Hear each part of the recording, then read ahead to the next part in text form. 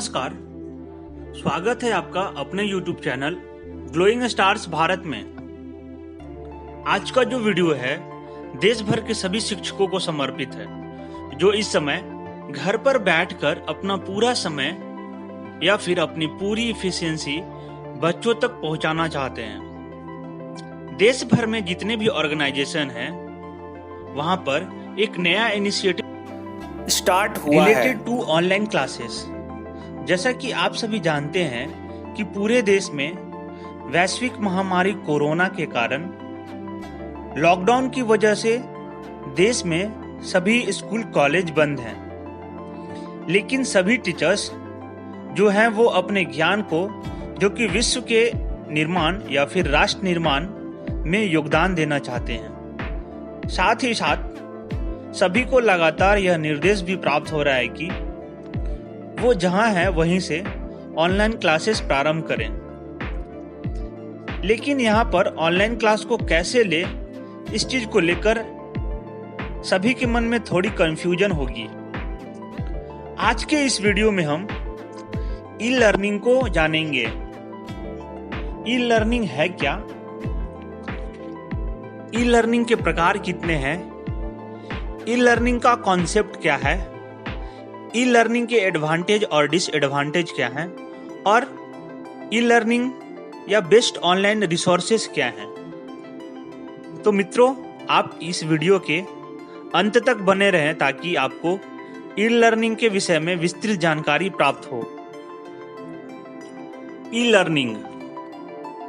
Learning हमारी पारंपरिक शिक्षा या ट्रेडिशनल लर्निंग के विपरीत एक अलग प्रकार की लर्निंग थ्योरी है जिसमें हम इलेक्ट्रॉनिक डिवाइस जैसे कंप्यूटर या मोबाइल फोन के उपयोग से ऑनलाइन एजुकेशन प्राप्त करते हैं। तो ई लर्निंग क्या है? ई लर्निंग का मतलब इलेक्ट्रॉनिक लर्निंग है, अर्थात इलेक्ट्रॉनिक डिवाइस और डिजिटल मीडिया के माध्यम से एजुकेशन लेना ही ई लर्निंग कहलाता है। इस शिक्षा के विभिन्न रूप हैं जिसमें वेब आधारित लर्निंग, मोबाइल आधारित लर्निंग या एम लर्निंग, कंप्यूटर आधारित लर्निंग, वर्चुअल क्लासरूम और वेबिनार्स इत्यादि शामिल हैं।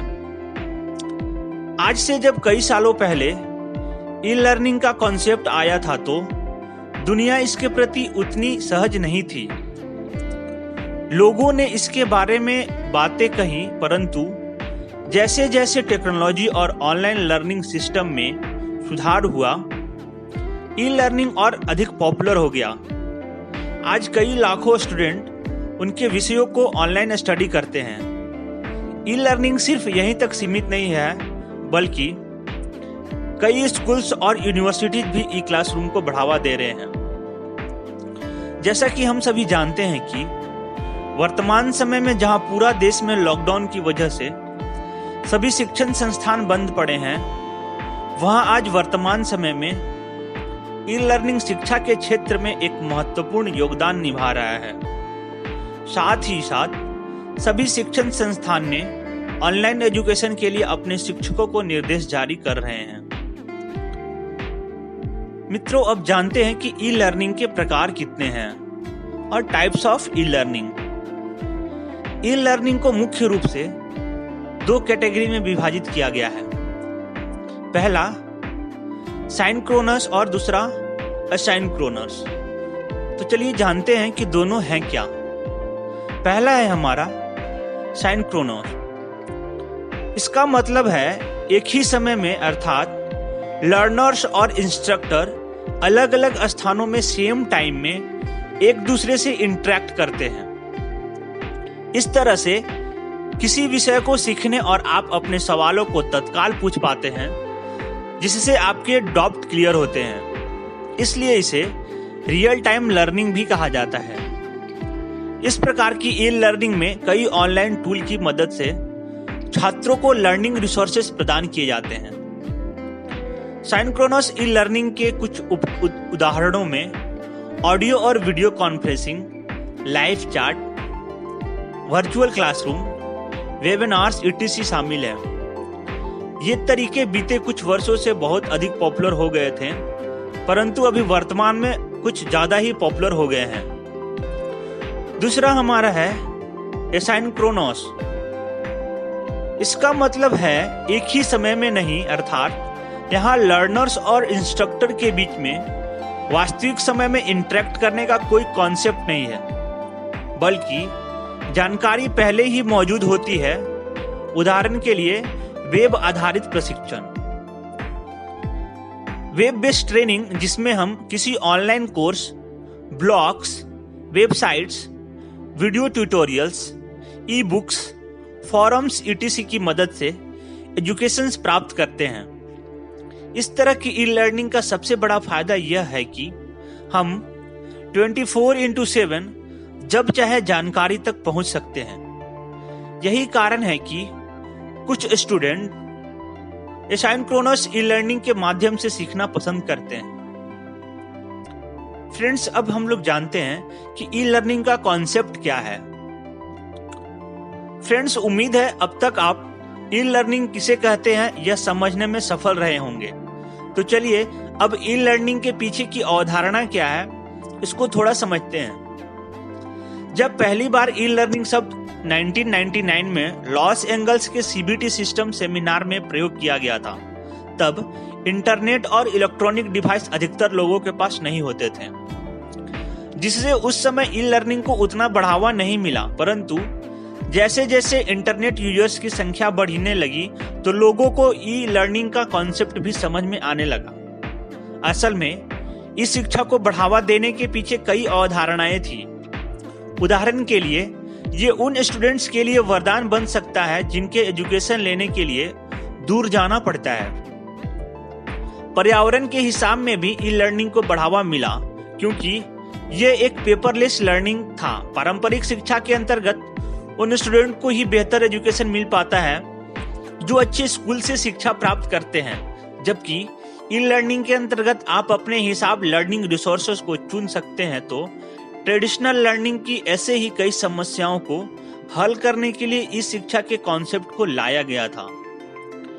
फ्रेंड्स, अब ई लर्निंग के एडवांटेज और डिसएडवांटेज को हम लोग देखते हैं। तो जैसे कि एक कक्षा में बैठकर पढ़ने से आप टीचर्स के साथ अधिक इंटरेक्ट तो कर पाते हैं, परंतु ऑनलाइन लर्निंग या ई लर्निंग के अपने कई बेनिफिट्स हैं, या इन्हीं फायदों की वजह से आज ये शिक्षा सीखने के तरीकों को काफी आसान और अधिक प्रभावी बना चुका है।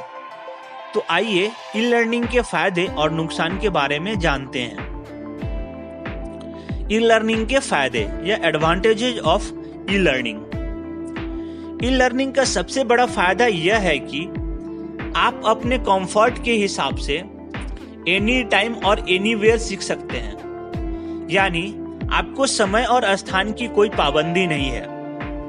जब आप क्लासरूम में टीचिंग करते हैं, यदि आपसे कोई क्लास छूट जाए तो आपको उस विषय को खुद ही सीखना होगा, जबकि ई लर्निंग के माध्यम से आप वेब बेस्ड कंटेंट को अनलिमिटेड टाइम तक एक्सेस कर सकते हैं और बार बार देखकर समझ सकते हैं। ऑनलाइन लर्निंग के माध्यम से सीखना काफी हद तक कॉस्ट इफेक्टिव होता है, क्योंकि आपको बुक्स या किसी दूसरे कोर्स मटेरियल पर पैसा खर्च नहीं करना पड़ता है। अगर आप किसी वजह से स्कूल या कॉलेज नहीं जा पाते हैं तो आप वेब बेस्ड लर्निंग की मदद से किसी भी विषय को सीख सकते हैं। जैसा कि अभी वर्तमान समय में वैश्विक महामारी के कारण सारे स्कूल्स और कॉलेजेस बंद हैं, तो वहाँ पे ये बहुत ही महत्वपूर्ण भूमिका निभा रहा है। ई लर्निंग इन्वायरमेंट की दृष्टि से भी लाभदायक है, क्योंकि यहाँ जानकारी को किताब के बजाय वेब में स्टोर किया जाता है, जिससे हमारे पर्यावरण को बचाने में भी मदद मिलती है। अब हम फ्रेंड्स ई लर्निंग के नुकसान को देखते हैं। अगर आप अपने सीखने को लेकर गंभीर हैं तो ऑनलाइन लर्निंग में कोई परेशानी नहीं है, परंतु यदि आप में सेल्फ डिसिप्लिन नहीं है, बिना कहे आप पढ़ाई नहीं करते हैं, तो ई लर्निंग में आपको पढ़ाई के लिए कहने वाला कोई नहीं होगा, न ही कोई देखने वाला होगा। ई लर्निंग आपको कभी भी स्कूल क्लासरूम जैसा लर्निंग एनवायरनमेंट नहीं दे सकता है, जिसमें आप टीचर्स के साथ फेस टू फेस इंटरेक्शन कर पाते हैं। सरल विषयों को तो आप ई लर्निंग के माध्यम से सीख सकते हैं, लेकिन अधिक कॉम्प्लेक्स सब्जेक्ट या ऐसे विषय जिनको प्रैक्टिकल के द्वारा समझा जाना हो, इसमें ऑनलाइन लर्निंग उतना कारगर नहीं होता है। तो अगर आप ई लर्निंग के माध्यम से सीखने के सोच रहे हैं तो आपको इसके लिए मुश्किलों का सामना भी करना पड़ेगा, क्योंकि ई लर्निंग कभी भी स्कूल या कॉलेज की जगह नहीं ले सकता है। हाँ, ये आपके द्वारा की जाने एक्स्ट्रा क्लास की जगह जरूर ले सकता है। चलिए अब हम आपको कुछ ऑनलाइन रिसोर्सेज के बारे में बताते हैं जहां से आप ऑनलाइन सीख सकते हैं। Best online learning resources. Friends, जैसा कि आप जानते हैं कि ऑनलाइन रिसोर्सेज में जो पहला महत्वपूर्ण भूमिका निभाता है वो है हमारा गूगल। गूगल के हेल्प की मदद से हम लोग किसी भी ब्राउजर में ओपन करके गूगल को किसी भी महत्वपूर्ण जानकारी को गूगल के माध्यम से प्राप्त कर पाते हैं। और दूसरा जो हमारा महत्वपूर्ण रिसोर्स है यूट्यूब। वर्तमान समय में यूट्यूब का काफी प्रचलन बढ़ा है और इसमें अनेक माध्यमों से वीडियोज बनाकर यूट्यूब पे पोस्ट किए जा रहे हैं, ताकि जो लर्निंग के गुणवत्ता को अधिक से अधिक बढ़ाया जा सके। तो यूट्यूब भी बेस्ट लर्निंग रिसोर्सेस है। फ्रेंड्स, जैसा कि इस वीडियो में आपने जाना ई लर्निंग क्या है, व्हाट इज ई लर्निंग, जिसके अंतर्गत हमने आपको बताया ई लर्निंग क्या होता है और ऑनलाइन लर्निंग कितने प्रकार की होती है। उम्मीद है इस वीडियो को देखने के बाद आप ऑनलाइन लर्निंग का लाभ उठाएंगे और जिंदगी में आगे बढ़ने के लिए किसी भी चीज पर निर्भर नहीं होंगे। ई लर्निंग से संबंधित अगर आपको कोई सवाल या सुझाव हो तो कृपया नीचे कमेंट में जरूर बताएं।